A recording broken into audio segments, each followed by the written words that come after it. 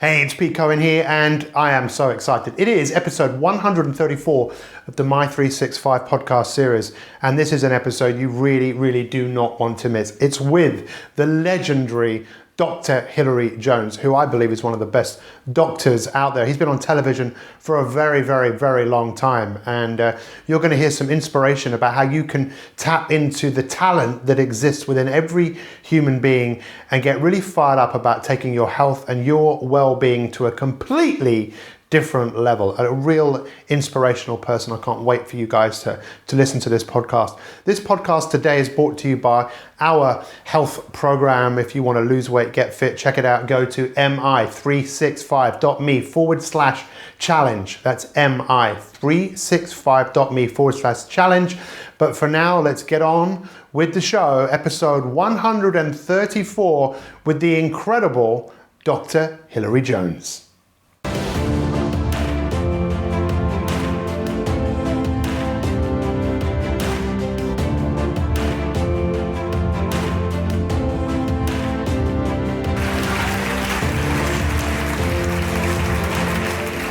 So it's Pete Cohen, you join me for another My 365 podcast, and I'm absolutely delighted. I've got my friend, a colleague, and also a doctor. We've got a doctor in the house, the amazing Dr. Hilary Jones. Dr. Hilary, or can I call you Hilary? Is that okay? Call me whatever you like, Pete. Okay, Simon, how are you? I'm very good. Listen, thank you so much. It's great. It's great to see you. So for those of us who don't know who you are, tell us who you are. Well, I'm a family GP, and I qualified about 45 years ago, and I do a bit of breakfast TV. I broadcast on radio. I write, so I'm an author, and I'm just passionate about everything medical. You know, I'm passionate about people staying healthy, getting healthy, finding out what talent they have in terms of fitness, because there are just so many people out there who don't know that they're talented. I remember running a half marathon one year. And towards the end I was overtaken by a girl who won the female race, and I saw her in my surgery a couple of days later, not realising that she was a patient of mine, and I said, "That was amazing, your run was amazing, how long have you been running?" And she said, "I've only been running a month." I said, "Well, what do you mean, you're 27 years of age?" She said, "Yeah, my husband used to go out a lot, and one day I said, 'Can I come out jogging with you?' And he said, 'Well, I'm not sure you better keep up with me.'" Yeah. So I went jogging with him, and I found I could easily keep up. I was hardly out of breath. I said, "Is this as fast as you go?" Yes. Much to his, disappointment. So she suddenly realised, having never run at school or done any athletics, she had this God-given talent to transfer oxygen from the air to her blood. She became a county champion and represented her country. And there are millions of people out there with these kind of talents. They've just got to find them. I really like that word talent, and I've never thought of it like that. It's one of the joys of when you start talking to someone, interviewing them, that sometimes a word just comes out like that. And I want to come back to that. But you said first of all around you're passionate about all things medical. Yeah. Is that related to the fact of talent, or are you just interested in finding answers and solutions? Why did you become a doctor in the first place? I think I always wanted to make a difference and help people. My natural instinct was, if someone's crying, what's the problem? Can I help? Why are you unhappy? If someone was physically ill, let me fix that. So I did all the wrong A-levels. I studied English, history and French, which were useless for a medical degree. So I had to do a conversion course to science. And I always had to resist the temptation for science to make me a clone. To make me too analytical, too scientific, because I wanted to marry up the wanting to help people and the art of medicine with the science of medicine. So the science gave me the knowledge, but the art of medicine also gave me the caring. Because you can be a really bright professor, but if you don't care about people, you're not going to help. You're not going to make a huge difference. But if you're an averagely bright guy like me, and someone needs your help, you can make a big difference if you care. You just have to care. Yeah. And that's what probably is missing with a lot of modern medicine. People, they have the knowledge, but they don't have the empathy. Unless you have the empathy for somebody and they pick that up, you're not going to make a huge difference for them. I'm kind of lost for words. Which is You? Yeah, I know. Because it's like the humanistic side of medicine and healing and getting better. And I suppose someone once said to me, the oldest form of healing is touch. Yes. If someone Yes. was sick and you just hold them, Yeah. and sometimes people Yeah. would feel better. And it's great that you realised that there was that side of medicine, the caring nature, Sure. but also the fact that of what the other side of medicine can be, which is obviously save people's lives. There are so many sort of dilemmas these days. It seems the most natural thing in the world for a doctor seeing their patient to sit on the bedside, take their hand and say, what's on your mind? What's concerning you? But now we're told you mustn't sit on the bedside. You could transfer germs to the bedside. You mustn't touch patients. You've got to wash your hands every 5 seconds. And hygiene, of course, is important. But unless you get close to people, unless they think, this person actually does care about me, they're just another doctor in a white coat, or imagery. They might not be wearing the white coat, but they're distant. And if you have a distant physician, I don't think they're going to help you as much as somebody who's close to you. So some of the research I did recently, someone was explaining that so many cases of people who go to the doctor, there is a big stress component factor to that. And if the person addressed the issue that was causing them stress, they probably wouldn't have the health problem in the first place. Sure. Is that something that you think is some truth in that? Oh, absolutely. If you can identify the source of your stress, you can deal with it. But there are a lot of people who are just wound up and tense and, on edge, but they don't know why. And they never stop and think, what is it about my day that is making me like that? Is it, just the responsibility of looking after the kids and the family? Is it a financial concern? Is it a boss at work who's constantly on your back unfairly? Is it the fact you're worried about your physical health? There may be lots of different reasons for you to be stressed. So if you can think, what is it that's bothering me, then you can find ways of addressing it. But certainly, I think discussing how you feel is important. Not being ashamed to say, I really don't feel like I'm coping at the moment very well. Then you can deal with it. And equally, people have responsibility for their physical health. I don't believe that people should wait until they're clinically obese for bariatric surgery. Do something before you get to that stage. Don't wait till you get diabetes. Do something about your eating habits, your lack of exercise. And discover, we talked about talent, athletic talent earlier, discover at a young age, if you can, what it feels like to be really healthy and fit. Because there are so many people today, they've never been fit. And it's like a magnificent healthy drug, the best drug, exercise. It's so fascinating, isn't it? Because most people don't really know when they're alive, when they're sick. So if you've had a cold or you've got the flu, you know you're alive, you feel terrible. But like you say, a lot of people have forgotten what it's like to feel alive through being well, being healthy, being happy. But that's something obviously that doctors don't have the time and maybe even the training into how to help someone develop habits and to be healthy and well and enjoy it. We've talked about love, laughter and happiness thousands of times, and we both passionately believe in that. If you're happy, your immune system is better. If you're an optimist, your immune system is better than if you're a pessimist, and you're going to live longer if you're an optimist. So positive thinking and thinking, what have I done right today, rather than what's happened to me today that's wrong, is really helpful. It reaffirms everything that you are, everything you're achieving. And no one can get 100% perfection every day. They're only going to be disappointed when they don't get it. So being satisfied with good, what you've achieved, it is just a good start. I really like that, because this discussion that we could have, we could open up Pandora's box, and there's so many areas that we could talk about, like, what's wrong with the National Health Service, what's wrong with people. But I really love this whole thing about talent and working to experience living life to the full. And I suppose anyone could do that at any age. There's always gains that can be made, because this body is always trying, for most people, right, their body is always trying to work better, heal, get into what's that word? Is it homeostasis? Yeah. How would you describe what that word means, homeostasis? Homeostasis is really, basically it's the body's way of just keeping everything on a level keel. So you want your gut function to be smooth and regular and in order. And if it becomes a little bit out of balance, you can become constipated, you can get diarrhea, you can get cramps, you can get bloating.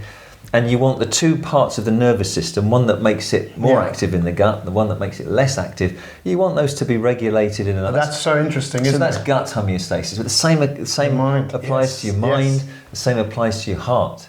You want to balance the chemistry balance in the blood. You know, acid, base, alkaline. You want that to be normal. Your blood sugar needs to be within a narrow range. You want your cholesterol to be within a narrow range. You want your blood pressure, and your body automatically does this unless you abuse it. And then it all goes wrong. You know, many of our listeners are familiar with terms like the sympathetic nervous system and the parasympathetic and how they need to work in balance. And you know, when people talk about work-life balance, it's like, well, that's not possible. You never achieve it. It's something that you're always working towards balance. And just this morning, I was talking in our live broadcast about how, like birds and an acorn in the ground, they have a natural instinct which is going to happen. For us, it's about our choices, the choices that we make. And I suppose we live in a world now where people often want someone to make them better. They want the solution brought to them. But science hasn't got there yet, has it? Sure. I mean, we are no longer doing enough to optimize our health. And so, you know, we're encouraged to go and see the doctor when things go wrong. And of course, there are things that happen randomly. There are things that happen beyond our control. It would be insulting to say to people, you know, you've developed a blood cancer because you didn't look after yourself. There are many people who have looked after themselves really well, who randomly will develop a blood cancer or a gut cancer or a liver cancer. So it's not, disease is not always somebody's fault. And then science needs to step in and help them.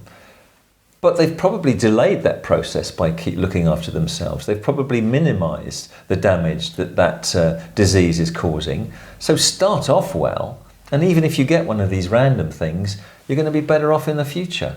And even if you're unwell, you know, we all read about people who are inspiring, people who've been diagnosed with cancer who say, I'm going to raise awareness and I'm going to raise money for research by running 26 marathons in 26 days or swimming the English Channel. And they just never give up and they keep positive and they're a great inspiration to everybody. So that's the whole epigenetics thing, isn't it? About how our genes express themselves by how we live our lives. And I think research shows that can be more of a predisposed factor to illness than your genetics, right? Sure. You know, your family history is really important. You know, the more we know about our parents' health, the better. So if we know that our dad died of prostate cancer at 50, we need to be screened from the age of 40 onwards without fail. If we know that our mum had breast cancer and her aunt and her sister also had breast cancer, then the offspring, whether they're male or female, need to know that they've got a gene which could make them more susceptible to breast cancer, to ovarian cancer, and to prostate cancer. So again, family history, if heart attacks at a young age in your parents, if they weren't smokers particularly, get your cholesterol checked, keep an eye on your blood pressure. Screening is not there for the doctor's sake, you know, so they can tick some boxes. Screening is there for the patients, the people. And if we can screen, we can predict things when they're going wrong, and we can take measures to stop them getting any worse. It makes absolute sense. So what difference do you think it would make? I mean, it sounds like a really obvious question, but what difference do you think it would make if people did start to take better care of themselves and people moved more and had less stress in their life? And what impact do you think that would have on society? Well, we'd see millions less heart attacks. We'd see millions of less strokes. We'd hardly see diabetes. We'd see less people getting into punch-ups because they're frustrated and angry about life. We'd see less people reaching for the bottle, less people smoking, because that's all escapist behaviour, because they're not coping with their stress levels. We'd have a much healthier population. But, you know, it is tempting to, you know, these things are all there, you know, good food, you know. The temptation's there all the time. We can afford it, it's available, it's accessible. And sometimes we just need to say, in moderation. You know, I've had 6 packets of crisps already this week. I don't need another one. It's one of the oldest stories, right? Adam and Eve, the whole thing of being told don't do that. Yeah. And this whole thing about temperance, which it needs to be practiced. But you're right, it's challenging. Are you of the belief that within human beings there is an innate desire to grow and get better and to contribute in some way? Do you think that's what people want to do? I mean, I know it's a hard thing. You can't really prove that, can you? I think in certain people, I think it's there. We're all very different. Yeah. We all have different personalities. We all had different upbringings. And some people are innately selfish. Yeah. Other people are innately But if they're innately selfish, do you not think that probably somewhere that maybe they're unhappy? Or do you think that they're so selfish they don't even... They might be very happy to be selfish. Yeah. Unfortunately, you know, I'm a realist. I'd like to say that there's gold in all of our hearts. Yeah. But actually, I don't think that's true. I think there are bad people. Yeah. I do. But the optimist in me says I think there are more good people than bad people. Yeah. And you know the phrase, it only takes good men to stand back and do nothing. Yes. Then and evil will prosper. So you know, I think no man is an island. We're all part of a society. The minute we start thinking, well, this world is just for me, you know, I'm an island. I don't need anybody else. I'm going to take and not give anything. That's a miserable kind of existence. But there are people who believe that. Yeah. But I think for people who live within a society, we just couldn't live unless the society around us was all pulling in the same direction. So we kind of need society to, you know, we wouldn't have roads, we wouldn't have cars, no one to bring us petrol for the cars, nobody to bring us the food. We all need each other in a way. We need to look after each other better. Yeah, well, I mean, obviously that's, you know, one thing that I have so much admiration for me personally, and it was interesting because you just met my wife for the first time. Yes. You were a massive part of our life because during my most challenging time of my life, I needed help. And I'm lucky enough to know you as a friend and as a doctor. And I called you obviously in my hour of need and asked you to look at the solution that I was looking at for my wife, which was obviously fairly controversial. But you looked into it for me. And I can remember that conversation like it was yesterday. You said, you looked at it and you came back to me and you said, if it was me, I would go. You said, I wouldn't stay here. Yeah. So obviously we went on this journey, as you know, and my wife had a brain tumour. And you copped a lot of flack about that, actually. Sure. I know we don't need to go into that in any great detail because there's no point raking that up. But I can't thank you enough because you were there for me when I needed someone. Well, you know, it was no big deal. You know, you've helped me and my family in the past because your skills are different to mine, and they're better than mine in many ways. The psychology that you applied to, you know, the people that we've worked with on TV and getting them over their phobias, just like that. It was immensely inspiring to me, and very impressive. And you helped a couple of my kids because I was too close to them to help them myself. And so just talking to you over the phone, come on, a few words just to say, I've looked at this and this is, you know, it's really interesting the words you said then. This is what I would do. Yeah. Because a lot of people go to see the doctor. You told me guidance. that as a friend. I think you told me that as a friend. As a doctor, you wouldn't have said that. You know. No, but I do say that. You know, if patients come to see me, they say, "Look, I've got this dilemma. The surgeon has said he can do the operation, but it's up to you." And they're confused. The surgeon is saying he can do it. It's up to you. I need guidance. You know, this is a major thing in my life, an operation to remove a hip and replace it, or operation to make good a blocked artery in my heart. You know, I need information. And the surgeon just said, I can do it if you want me to.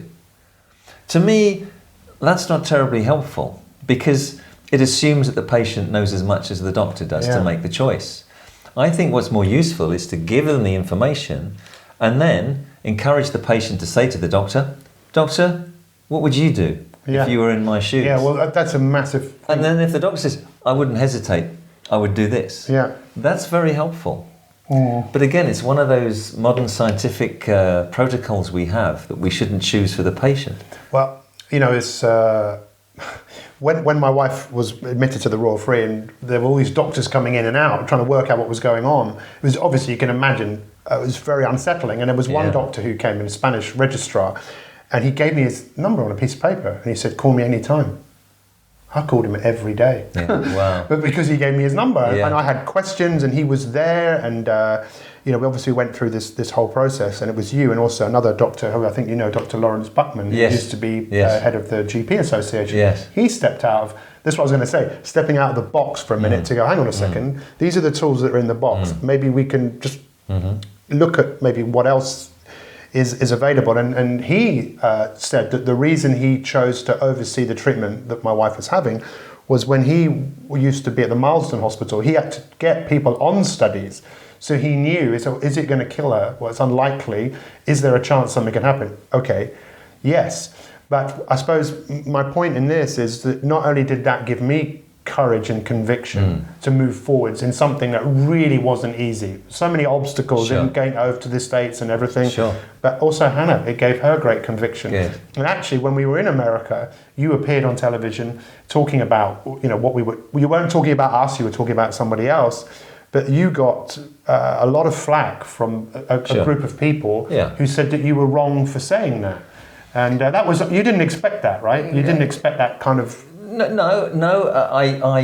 People often hear what they think they've heard rather than listening to the whole show. Yeah. And they take things out of context. And there's no doubt that we need to make decisions based on evidence. Yeah. And I totally agree with that as a scientist. However, I'm also very conscious of the fact that there is more twixt heaven and earth than is dreamt of in our philosophy. Yeah. And medical doctors have been shown to be wrong, despite research. So you look at the groundswell of change in the way we think about HRT. One huge study suggested that it was too dangerous to prescribe because it had links with breast cancer and blood clots, and now that's completely been thrown on its head, and we're now saying actually it's much safer than we thought. Yes. Look at all the treatments we've used in the past that were thrown out, having seen millions of patients being given that treatment, and suddenly the research shows that actually it wasn't very useful at all. The debate about statins, you will get polarised opinion. One doctor saying it's the best thing since sliced bread and we should put it in the tap water, and another doctor saying its efficacy has been completely overhyped, it causes muscle cramps, memory loss, we shouldn't use it at all. These days there is polarisation of medical opinion. We're not all... So it's confusing, It's confusing.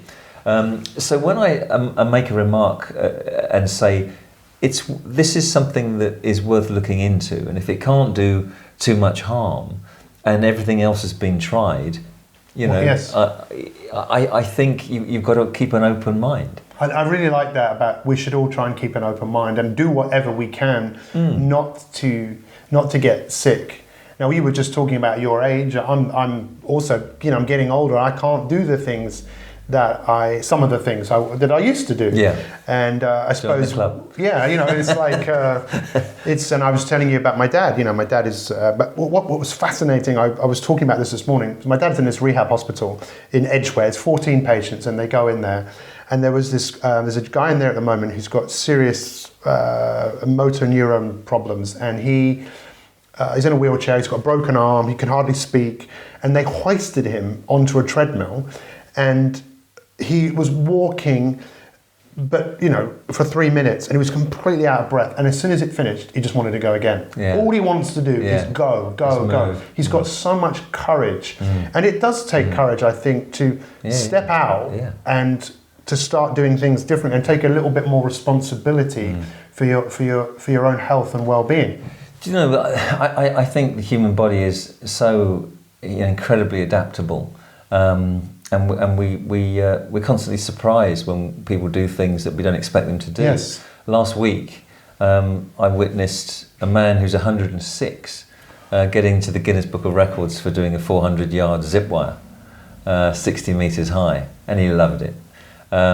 Completely knew what he wanted to do. And the year before that, he got into the Guinness Book of Records for being the oldest man ever to do a roller coaster. Now, at 106, it gives hope for us all, doesn't it? But what do you think the secret is? I mean, from a genetic point of view, most of us probably could live to a ripe old age of... Yeah. I mean, you need good genes. You need to be free of the random attacks that nature can bring. But this is a guy who was born before the First World War. He served in the Second World War. He worked on the railways, probably on a frugal diet, lots of exercise. But he's got a great sense of humour. And you and I have talked about the importance of a sense of humour many a time. And I think humour is a great way of being able to communicate with people. It breaks the ice. And especially in medicine, a spoonful of sugar helps the medicine go down, but laughter is the best medicine too. And if you can put a patient at their ease by sharing a little joke, I think that's really helpful. Well, I would love there to be a legacy from this time, you and I sharing together and people listening to this. One of those things is definitely about talent. People realize everyone's got a bit of talent to be healthy and be well, taking more responsibility. I love that thing about laughter and looking at the funny side of things, because I remember having a conversation with you many years ago, and for somehow the gentleman Patch Adams came into the conversation. Yeah. And I remember seeing the film. If you've not seen the film, I would encourage everyone to see it. It's called Patch Adams. It was played by Robin Williams, which in itself is a very sad story of why he decided to take his life. But he was obviously playing the part of Patch Adams. Yeah. Now, you met this gentleman. Yeah. Why did he become so famous? Patch Adams was a regular doctor in Virginia, in the States. And he just, he looked at the practice of medicine when he qualified and thought, this is, we've gone a long way from therapy and from caring. We've become too scientific. Yeah. We've become too treating distant. People like an object. Yeah. So he decided that rather than work in a hospital where the staff wore white coats and sat behind desks and the place smelt of ether, that he would invite people to his home. And he wore ordinary clothes, and he treated people in his lounge, and he talked to them about their lifestyle. And so these busy executives would come with their stomach ulcers, and they were getting ready for surgery on their stomachs. And Patch would talk to them and say, well, no wonder you're stressed. No wonder you've got an ulcer, because you're working 18 hours a day. You hardly see your wife and kids. You're worried about money, although you've got bags of it. What about adjusting your lifestyle? And he made them look at what they were doing. And most of them stayed with him for a week or two, went home, never had surgery, never needed it, changed their life around and became happy again. He would go to children's wards dressed as a clown. He'd make the kids laugh. So they were That's where the whole red nose thing came from, I think. Instantly at their ease. And you met him? I met him. And you knew of him before? You knew of his... I interviewed him, and he was a very charismatic guy. He looked like a bit of a rock star with a ponytail and a shirt that was multicoloured that his wife had made for him. And he was a really laid-back, nice guy. And you can imagine why people would put their trust in him as a different kind of doctor. And in the States, they're so... they pay so much money in indemnity because the doctors are terrified of being sued if they make a mistake. Patch Adams said, I'm not going to have any medical indemnity. If people don't trust me, I don't want to practice medicine. Yeah. If I'm going to be worried about, how this patient might sue me if I make a mistake. Yeah.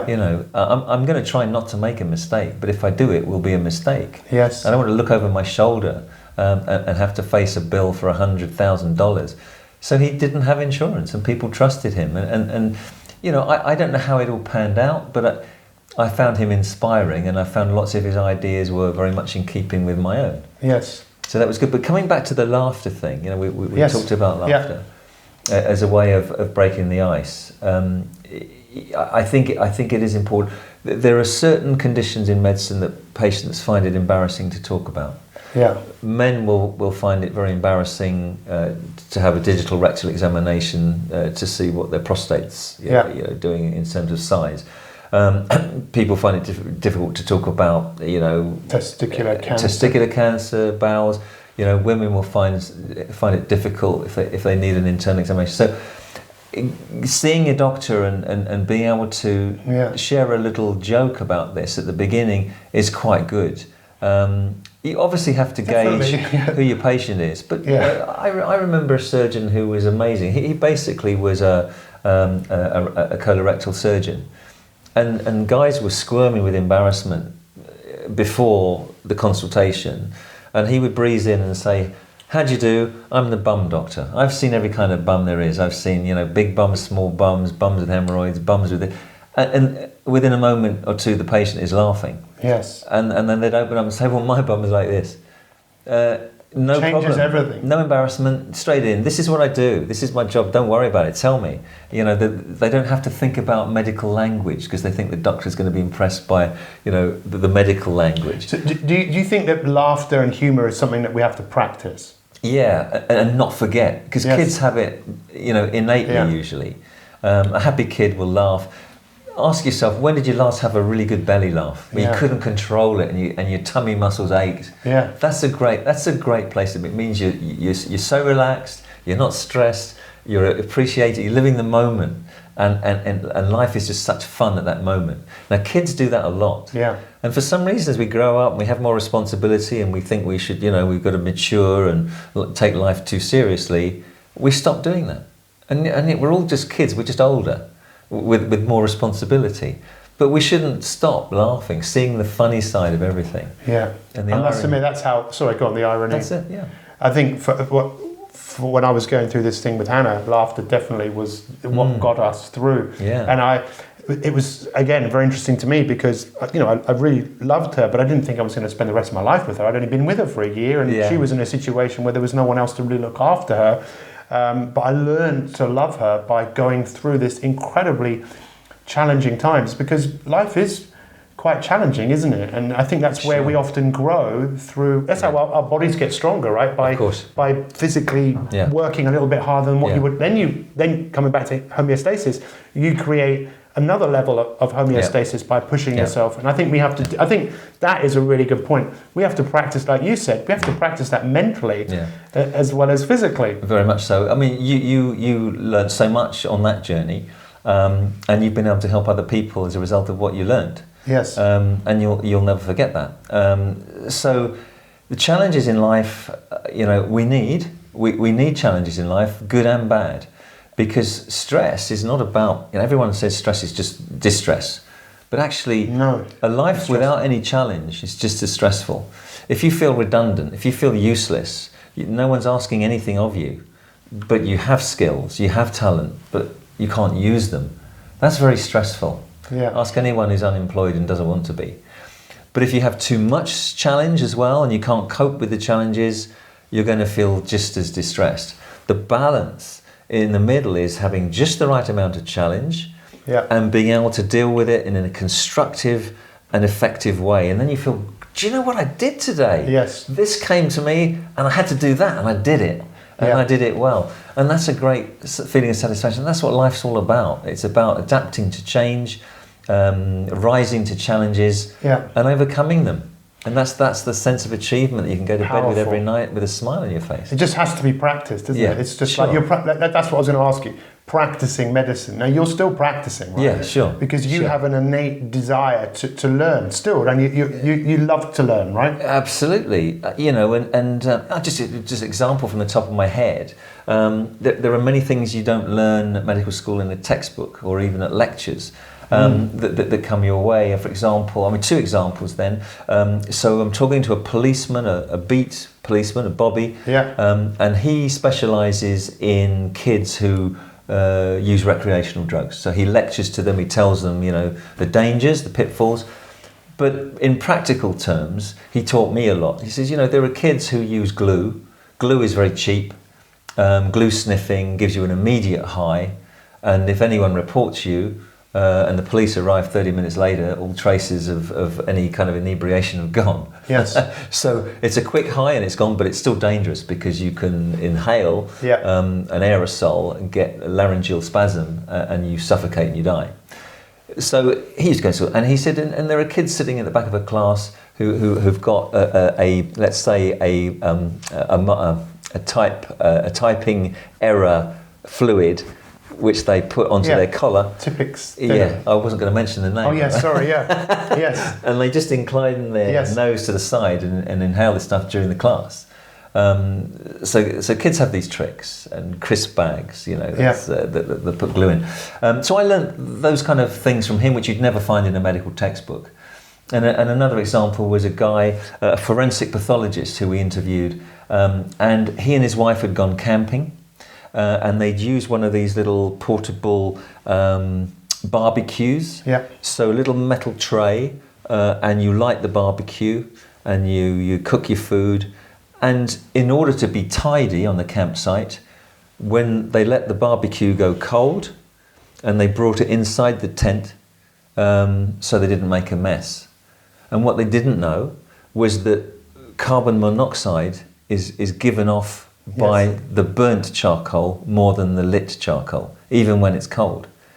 And his wife died in that tent that night because she died of carbon monoxide poisoning, and he nearly died as well.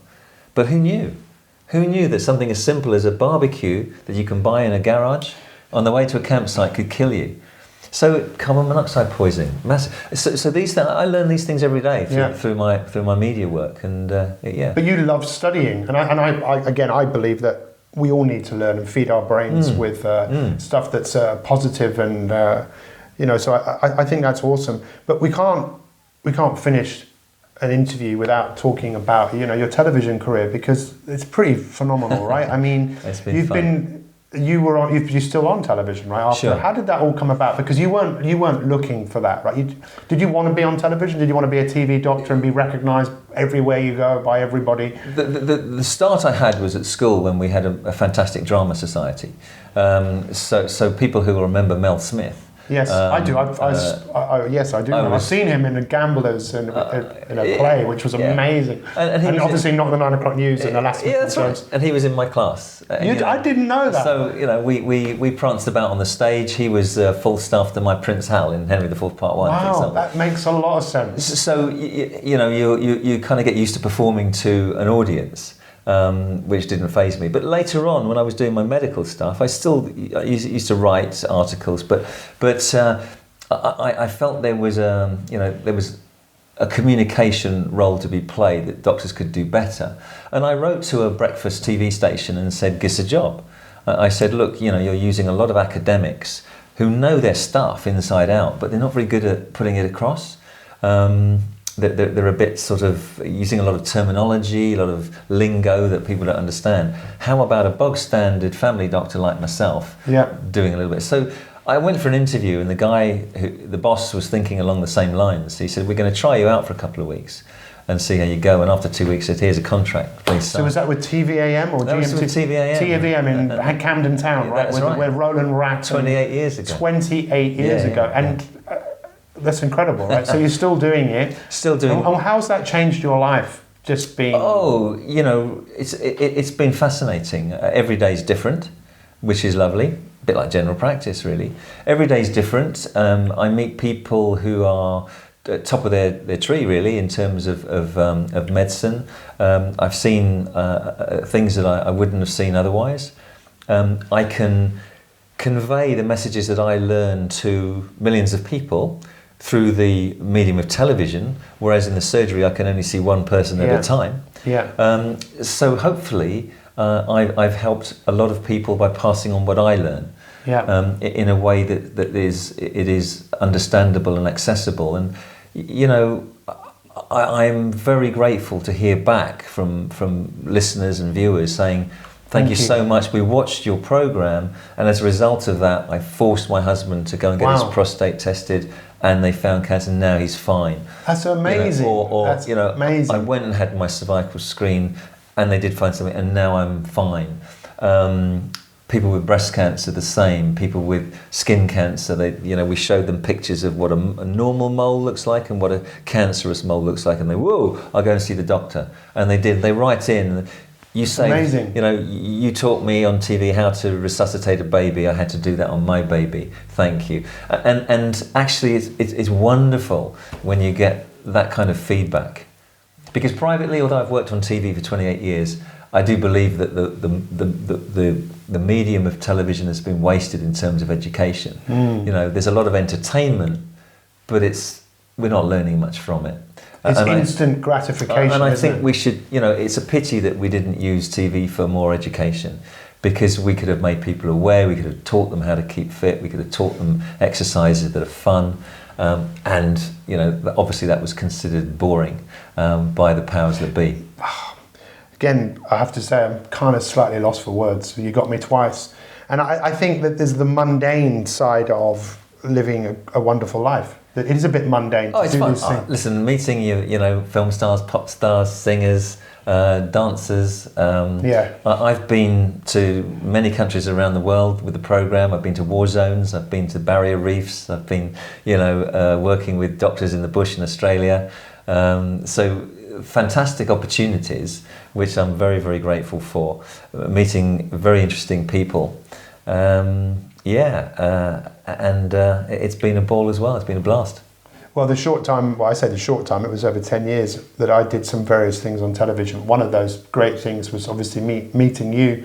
Thanks. Well, it was, just getting to know you, because I never thought that would happen. I'd watched you on television for years. It's the same with a few other people. I remember meeting Terry Waite in the green room. Yes. Terry Waite, who told me this incredible story of how Brian Keenan, these were people who were held as hostages.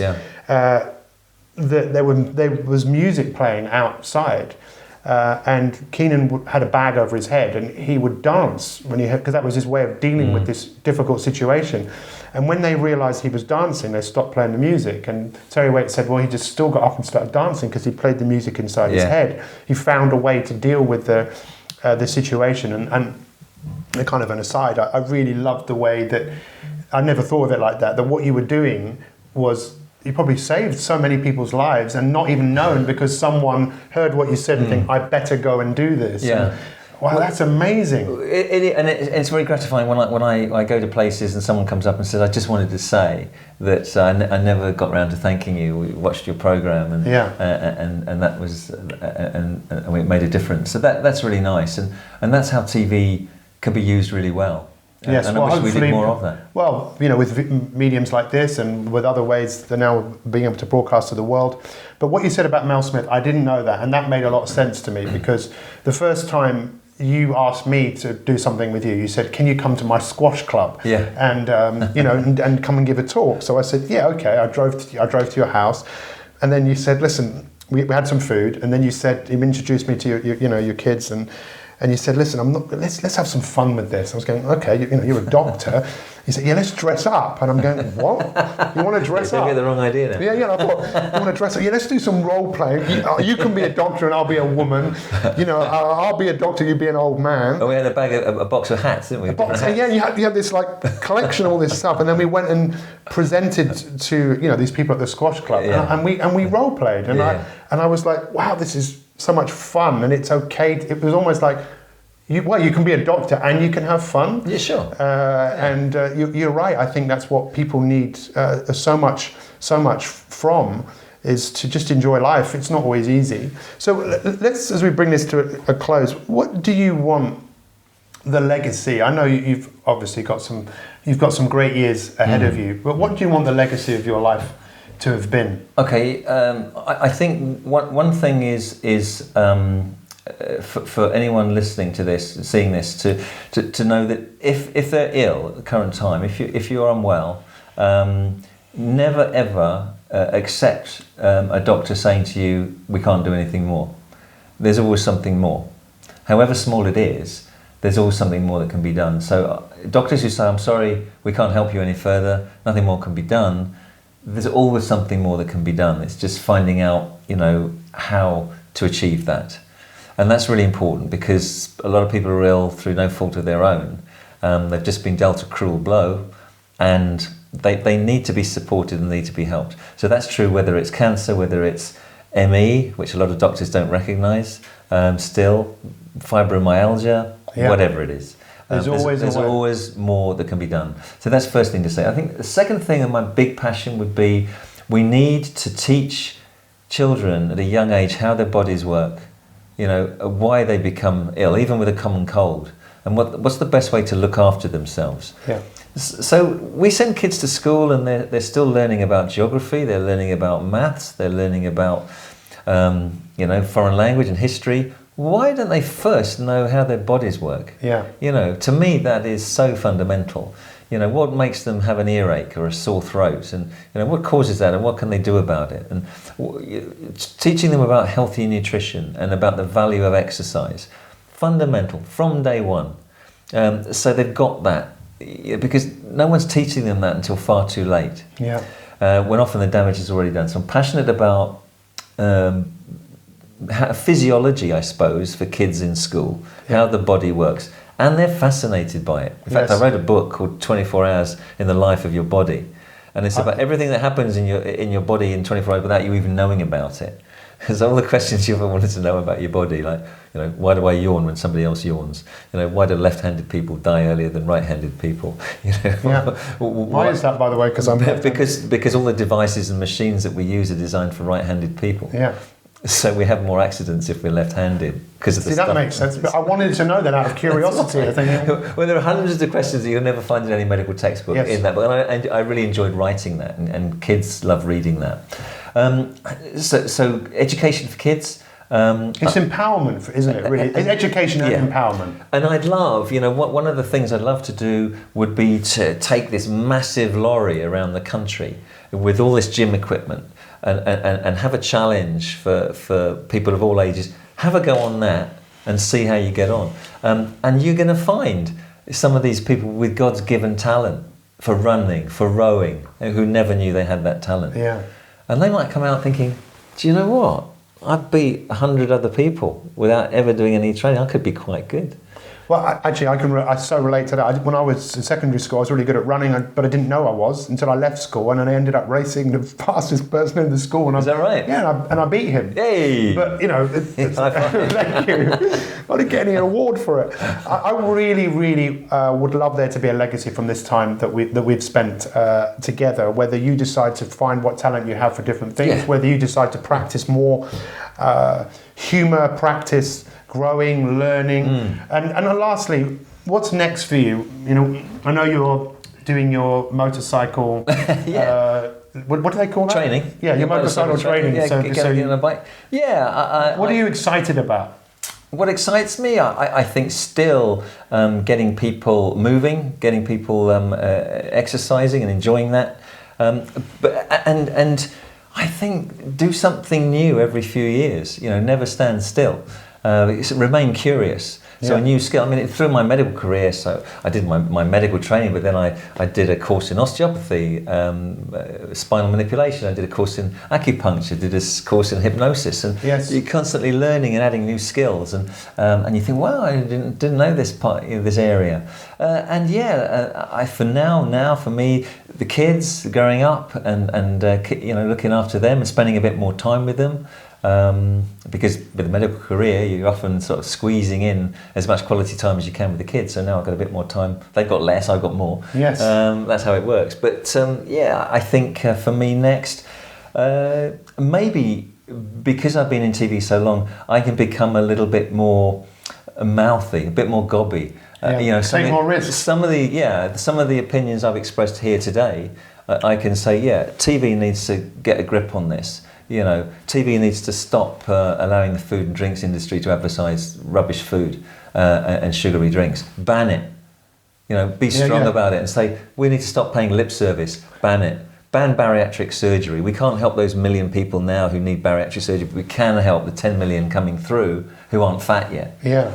And that's really controversial. But maybe I've earned the right to be controversial and take a few risks now, because I've developed, I think, a bit of a trust with the public because I've been doing it so long. So if I say that's what I think, maybe I can Yes, make and it's a only difference. what you think, right? Sure. It's up to people what they do. Absolutely. So what would you like everyone who's listening to this and watching this to do? Is there anything, I think I know, but I'm not going to say because What I think they should do, I think that they should just, take time to think, what will make them happier, what would make them healthier. Yeah. Go for it. Fantastic, Simple as that. fantastic. Please leave a comment, share this. How do people follow you? I've got a website. So the website is what? The website, or they can tweet, yeah. So your handle, is it on Twitter? Dr Hilary Jones? Yeah, yeah. And your website? Website, gosh, now you're asking me. I'm going to have to find out. Don't worry, we'll put it in the show notes anyway. Yeah. And your books, are they on your website? They're on the website, yeah. The books are on the website. And what's that book that you call, what's it called? 24 hours in the life of your body. 24 hours, and who's that published by? That is published by Transworld. 24 hours in the life of your body. I'm definitely going to get that. Thank you so much for your time. It's been an absolute pleasure spending this time with you, and I'm excited to see where this goes. So take care, and see you again. And thanks for everything you've done, Pete. It's a pleasure.